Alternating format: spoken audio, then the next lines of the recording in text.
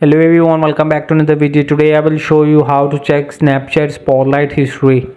So for this, you will have to open the Snapchat app on this Android device. So from here you will just go in the top left corner of avatar of profile icon. So from here you will just a little bit scroll down to find your public profile. Scroll down more.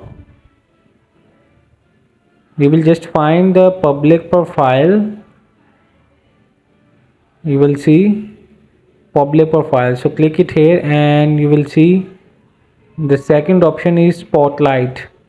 So just turn it to switch to spotlight. So this is your spotlight of Snapchat.